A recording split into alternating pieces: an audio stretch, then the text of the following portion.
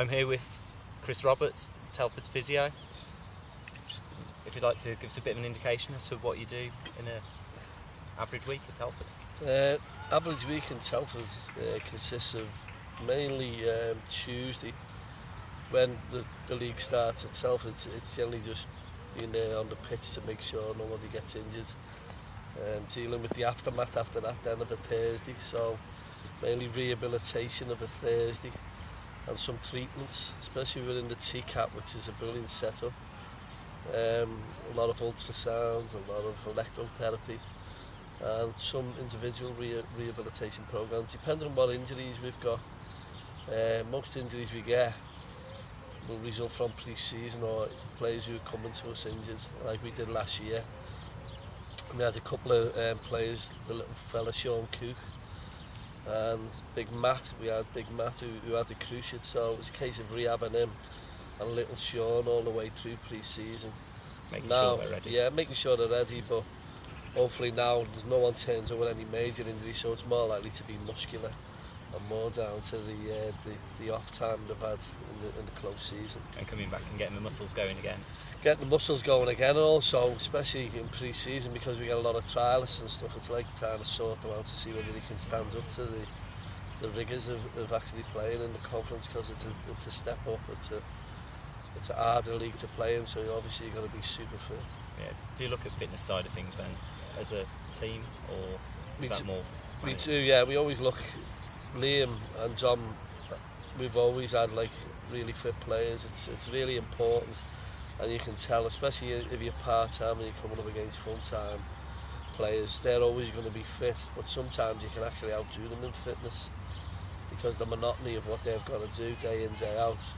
We'll have like 2 or 3 sessions, depending on us. In pre-season it'll be 3 sessions, but through the season that's what will keep them in good stead for the rest of the season, the general fitness, which is again down to the individuals themselves. We want them to come fit at the beginning of the season like we are now on pre-season, otherwise they get found out really early doors, and that's where I have to deal with all the muscles and sometimes just people being sick who can't do it, unfortunately. There wasn't any of that on Saturday. Hopefully another quiet one today.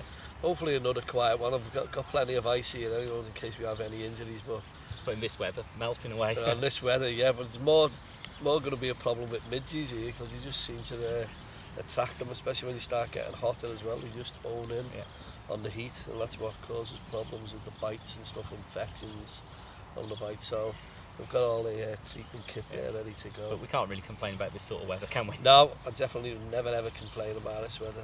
Hopefully, we used to call it sunny Telford every time we used to come up here. It was lovely and sunny, so we're made up. Hopefully we'll have another year, another sunny year. Here's hoping. Here's hoping, yeah, with a smile on our faces, yeah. Yeah. Thinking about worst injuries, what's the sort of worst injuries you've had to deal with? Worst injuries, unfortunately I've had to deal with quite a lot over the long time in football. One of the most catastrophic injuries I actually seen was to one of the lads who coached for us, Kev Lee, last year. He was our chief scout, and the coach Kev. This was quite tragic actually. He sustained an injury for Southport, totally accidental, when a guy collided with him, but the guy tripped before he hit him, and actually all his body weight went through his knee. And as a result, he ruptured both cruciates and every ligament around his knee. So if you could look at it, it was like an amputation, if you want to look at it that way. It actually broke through the viscera around his knee and everything. It was absolutely a horrendous injury for a young lad who was at the top of his game. It was quite tragic, unfortunately. He was regular goal scorer, wasn't he, at Southport? Oh, he's just one of them captain marvels that you want to have. You know, he was just, put him in centre mid, put him at centre half, but he used to score, and he wasn't afraid of heading or going straight for goal, you know. So his experience last year was invaluable to the lads, you know, and he did some individual coaching with the centre halves. So fellas like him, unfortunately, his was one of the most tragic ones you've seen, because it just finished his career. And it's not nice when you know that when you stood there trying to treat him, to get him through the traumatic phase of the injury. But And it's looking like he's moving on now to pastures new with Yeah, he work is. commitments. I think work commitments and stuff. He's struggling to get here to commit to the club. And one thing with Liam is he wants full commitment off you, even though we all work every day and stuff. You know, you still got to be fully committed to your club if you're at a club and stuff. And unfortunately, I don't think you can commit this year to the degree he did last year. That's fair enough.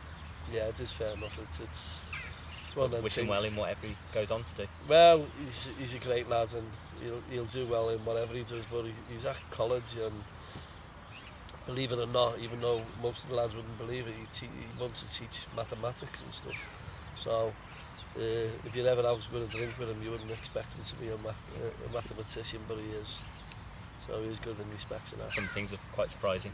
They are when you come up here, especially when you see the backgrounds of some of them. We've got some clever lads with us, believe it or not. Even though sometimes you wouldn't believe it. No. Yeah. Football has that ability to make everybody look quite stupid. It is, yeah. Some of them, just like your own kids, I've got a son who's 21, and he's a very clever lad, but some of his life skills is slightly different. You ask him to make you a cup of tea, can't make you a cup of tea. That's one thing you can't do. Yeah, so burns the toast. Yeah. Burns the toast, asks you how to use the washing machine, where's the on button. And some of these lads are like that as well, so Cool. they're in that category. Right. What are your thoughts for the season? My thoughts for the season is, I can't wait for it to start. I think this is the worst part now. It's just, I can't wait for the friendlies to start, and I can't wait for the league to start. I can't wait to get some of the great clubs down to the Bucks Head. Who are you most looking forward to? The reunion with Southport? Not really, no. I'd be more interested in the likes of Bristol Rovers because they're a big club, and Torquay and always the league clubs that are coming down. And getting them early. Yeah, and getting them early. As I was saying to you before, it's a pity Luton aren't in because I used to love going to Luton, even though we used to get battered every time we went. Yeah. I think Telford had done better than us in the past up there. But it was meant to be our first game of the season when we first went into the Prem. Was it? Yeah. And we ended up having it on a Tuesday night instead. Yeah, it's just a lovely environment to go to see, a ground fully packed. Wrexham's like that.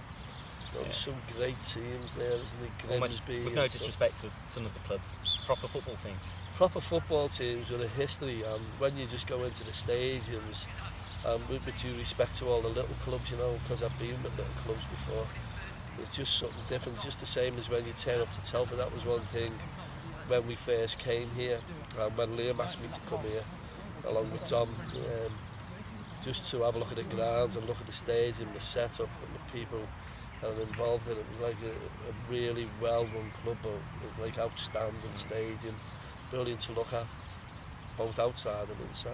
Yeah. And nothing changed to make you think otherwise? No, not really, no. I think there's just... Or has it grown on you? It's grown on me considerably, yeah, especially from the presentation even. The people there were brilliant. I came with my wife and they made us so welcome. My wife was like totally choked when she was looking at the DVD of the season and seeing how much it meant to the supporters to win, the championship, which it's great to be part of that. Yeah, I brought a few friends along that haven't been to many games and they couldn't believe the family atmosphere. No, well, no matter how much you say it, people don't believe it until they experience it themselves. Well, my brother and my two sons came up for the final game, but unfortunately got lost, believe it or not, even though he had great directions. So they came in just as... Town of roundabouts. They ended up in Shrewsbury for some reason. But when they came, they were absolutely made up. My sons go and watch Liverpool every week, but the atmosphere and everything, they were absolutely made up. They thought it was one of the greatest things they've seen, which is good. So they'll be back again next season? They'll be back. Well, the little fella comes quite regularly. He likes coming and stuff. He likes standing on the ground with the lads and the terraces and stuff. So he is a proper supporter, wherever he is. Can't be bad. Can't be bad at all, no. Brilliant. And just to finish, who do you tip for the league this season? That is a hard one. I've got a sneaking suspicion that the likes of Wrexham and Grimsby will be up there again. I'm just more concerned with our own form and making sure we're safe, which is the first priority. If we're safe, we'll have achieved. I never look at points. I think it drives you crazy. I'm more concerned. 3 points from my first game. 3 points from every game, but I'm more concerned the way we play our game and and just to survive this year would be a great achievement for us. You know, a lot of people in terms of finances will always have more than you, but that doesn't make up for heart and stuff, which is what we found out last year. Yeah, which is what Liam prides his teams on. That's what we all prided on. We'd rather have a good lad with heart than somebody who's more into money and stuff like that. We'd rather have somebody who's fully committed and has got through heart.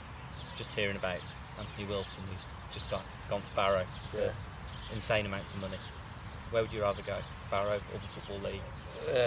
I'd rather go to the Football League myself. Yeah. I think, unfortunately, some clubs, like the clubs in the league, you'll find that they're fully committed. And you remember back, we were relegated with Southport. We survived because of the demise of Rushden and Diamonds, which that was a brilliant ground, a brilliant stadium. But for a club like that to just go out of existence, that was all down to finance. And it's where you got to be prudent with your management and your finance. Definitely, it's all part of football nowadays. And that's where our future is. That's where our future is, and especially with the supporters trust who do an invaluable job. All the lads that we have, from my side, that would be like Dr. Nick, who turns up every Saturday and who's a Telford supporter all his life.